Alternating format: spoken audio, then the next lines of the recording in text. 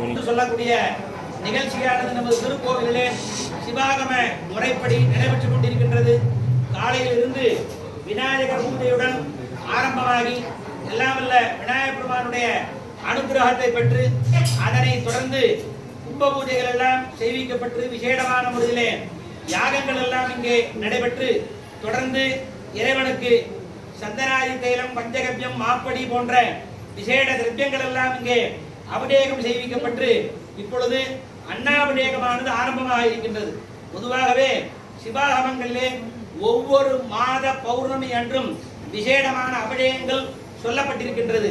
அதே போன்று இந்த ஐப்பசி மாத பௌர்ணமி அன்று அன்னாபிஷேகம் செய்தால் எல்லோருக்கும் எல்லா பலன்களும் கிடைக்கும் என்று சிவாகமங்கள் எடுத்து ஏம்புகின்றது.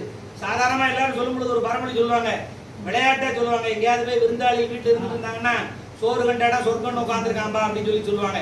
அதனுடைய பழமொழி என்ன அப்படின்னு கேட்டா, சுவாமி மேல அன்னாபிஷேகத்தை நாம் அபிஷேகம் செய்யும் பொழுது ஒவ்வொரு பருக்க சாதமும் ஒவ்வொரு லிங்கமாக ஆகமங்கள் சொல்கின்றது. அப்பையா எந்த அளவிற்கு அன்னாபிஷேகம் இங்கே நடைபெறுகின்றதோ நமது திருக்கோவிலே 100 படி சாதம் அன்னாபிஷேகமானது இன்றைய தினமாக நடைபெற இருக்கின்றது. அந்த பருக்கைகள் எல்லாம் ஒவ்வொன்றும் ஒவ்வொரு லிங்கம். அதனால அத்தனை லிங்கங்களையும் தரிசனம் செய்த பலன் நமக்கெல்லாம் கிடைக்கும். அது கிடைச்சது அப்படின்னு சொன்னா இக வர சௌபாக்கியம் அருள்வாய் என்று சொல்வது போல் எல்லோருக்கும் சொர்க்கம் என்று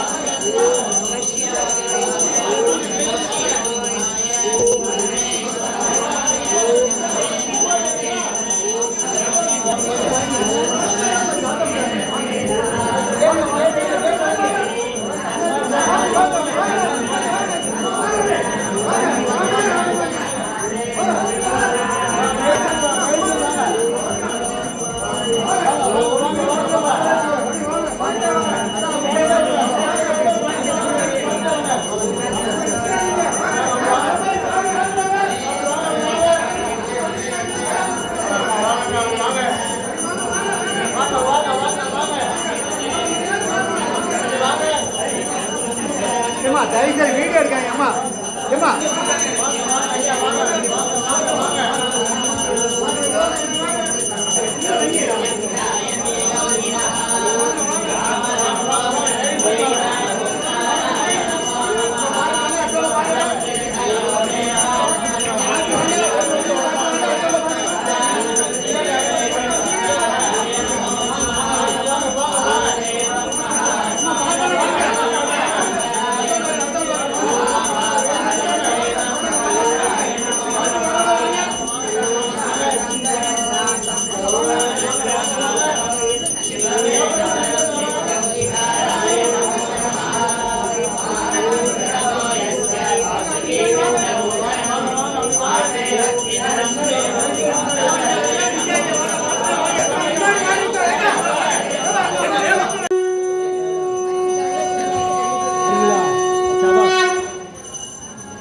மாமா கட்டதே மாமா